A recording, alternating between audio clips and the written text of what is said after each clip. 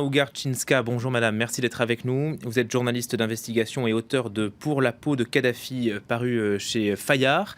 Est-ce que ce nouveau gouvernement a une chance d'être avalisé par le Parlement de Tobrouk cette fois? D'après les premières informations que j'ai pu avoir, non. Pas plus que le précédent. Le précédent avait été rejeté pour cause de nombre de ministres, puisqu'il y en avait 32 au lieu des 13 prévus et requis par l'accord politique signé à Skirat en décembre. C'était vraiment la raison, ça Du c'était tout. officiel, mais officieusement?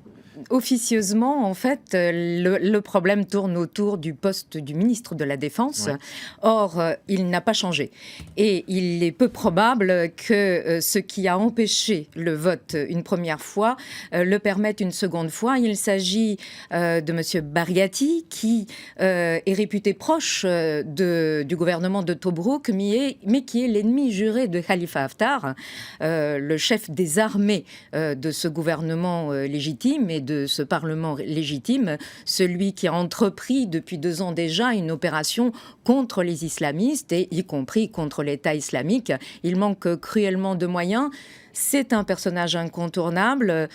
Le ministre de la Défense étant son ennemi, on craint fort qu'il ait été nommé pour écarter Khalifa Haftar, d'où cette résistance véritable du Parlement de Tobrouk qui a rejeté le gouvernement précédent et qui risque véritablement de réitérer cette position. Ce qui frappe aussi dans ce nouveau casting, c'est la présence d'anciens kadhafistes aux côtés d'islamistes?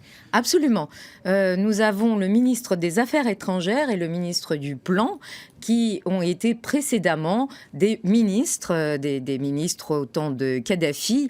Mohamed Siala, à qui on a confié le portefeuille donc des Affaires étrangères, était notamment l'envoyé de Kadhafi dans les différentes chancelleries de par le monde pour essayer de les convaincre de ne pas accepter le CNT, le Conseil national de transition, en 2011.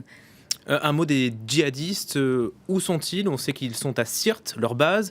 La stratégie des djihadistes, c'est de conquérir les régions pétrolières? La stratégie des djihadistes, c'est de s'emparer des ports pétroliers, puisque ce sont les verrous pour la Libye. La Libye ne vit aujourd'hui que du peu de production pétrolière. Elle a beaucoup baissé.